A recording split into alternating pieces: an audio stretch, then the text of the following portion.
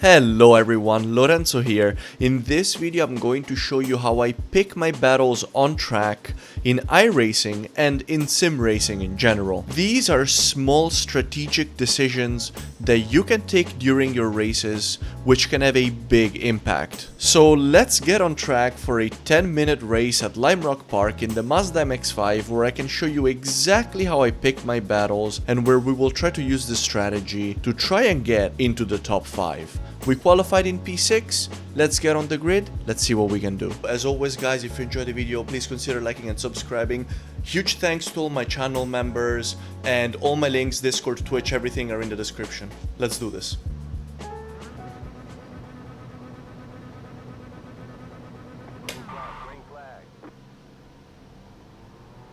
Decent start. We're gonna try and stick behind number 13 here. We wanna keep the door closed all the way through this corner to avoid any dive bombs from behind. Just keep it nice and safe. We're gonna do the same thing here on the left hand side.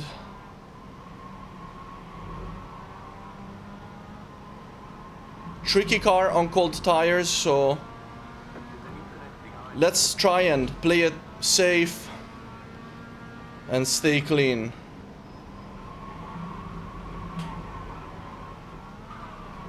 Ooh! The car takes a moment of flight there, which is really cool. The guy ahead is blinking heavily, which is definitely a problem.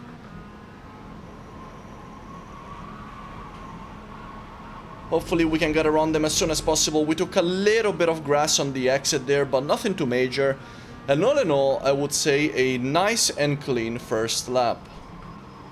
Now, an important detail from the first lap, it's 2 corners in a row that Makiewicz makes mistakes and goes wide. I have to put pressure on him, I have to pick the battle, because I need to get around him. If I don't, he might slow me down.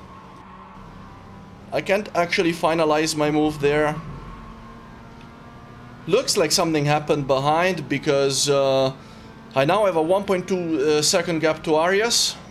And indeed, as you can see, there was an incident behind us in the first lap and another one at the beginning of the second lap. This means that we're not under a lot of pressure from behind and we can fully focus on our battle, on our mission to overtake Makiewicz. Let's get back in the live action.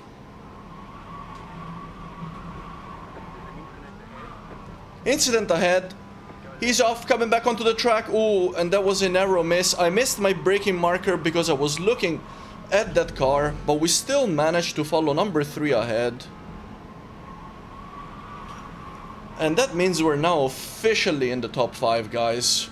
Let's keep digging because I feel like we can go even deeper in this race. Now, it may seem that we're in a comfortable position, but actually I noticed by looking at my relative that Jose Rubio, who started in P11, has overtaken 5 cars. He has a ton of pace and now he's directly behind us. As you can see from the relative board now, bottom right corner, the gap is significantly smaller. He clearly has more pace than we do. So a battle with Rubio seems inevitable at this point, but I have to decide what to do because I know that if I want to defend my position, I'm gonna have to defend every corner. And if I do, it will slow me down a lot.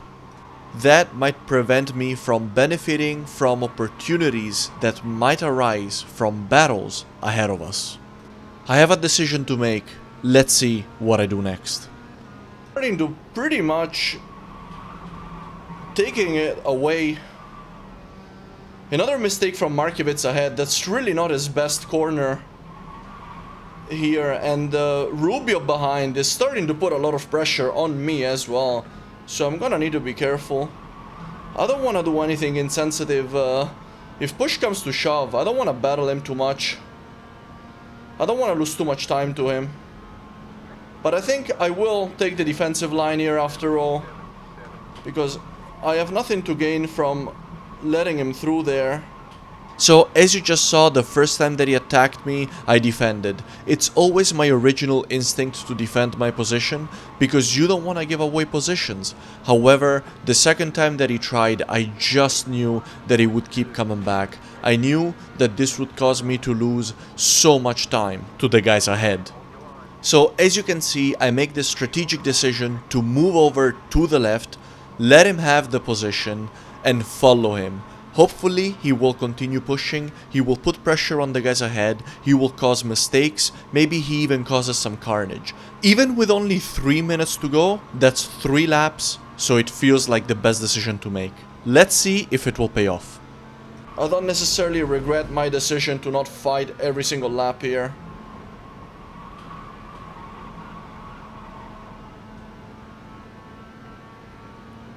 We might have to go defensive here again. I definitely don't want to be yielding any more positions.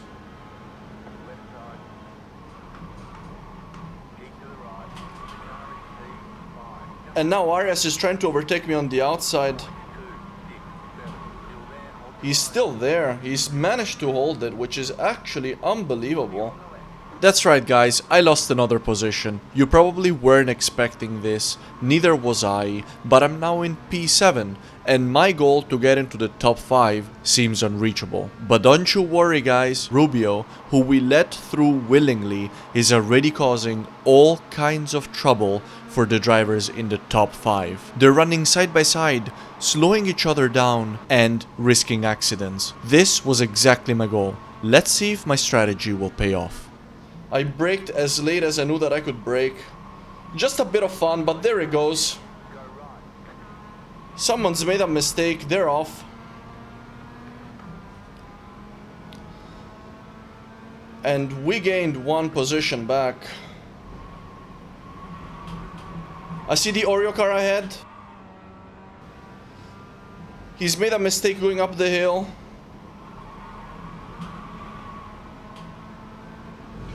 And oh, and everybody has been able to overtake Markiewicz so far. So let's see if we can follow suit. It's the last lap of the race. I really want to try and get that position back.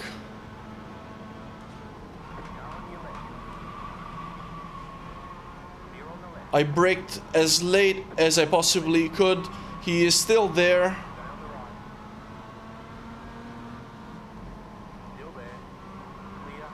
We're gonna tuck in behind him. He's gone wide. So I have an opportunity right here to make the move. I have a better exit. That's much better. I have the inside line for this corner. We're gonna do a slight lift. We're clear on the right. Ah, that was such a tight move. We're a bit deep with this braking zone. But we managed to make an absolutely dangerous move right on the last lap. And we are going to be finishing in P5. I think we managed to make it. I think we actually managed to get the top 5 on the final lap.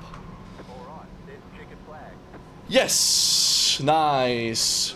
And so, as you can see, guys, with a bit of decision making and some luck, which always comes in handy, you can achieve some pretty good results. I think it's very important that you defend your position and that you're not a pushover on track. But as a rule of thumb, whenever a driver behind me is significantly faster than me, I will let him have the position. That is especially in the early and in the middle part of the race. Defending every corner against such a driver is going to lead to you losing a ton of time to the guys ahead and potentially not being able to get close to that leading pack ever again during the race. Even worse, if that driver chasing you gets impatient, you could end up even getting punted and being out of the race, and that has definitely happened to me before. I truly believe that in sim racing, putting your pride aside and letting a quicker driver do the dirty work for you is a really great strategy. It can help you close a gap and it can definitely help you overtake other drivers. So I would also advise you to try and let the faster driver through in a place on track where you're not going to lose a lot of time, like for example on a long straight. There is however one case where I would make an exception and defend tooth and nail against a much faster driver, and that is if we are in the final stages of the race. For example, in the second to final lap or in the very final lap of a race. If the finish line is close, I will try everything that I can to defend my position, because I know that there probably isn't enough time anyway to catch up to the guys ahead. In that case, I would advise defending. I really hope this helps you. Let me know if you agree or disagree in the comments, and if you found this interesting, please consider liking and subscribing. That's all from me today, guys. If you want to watch some more races, check out the videos that are being recommended right now on screen, and as always, have a wonderful day and I'll see you in the next one. Take care.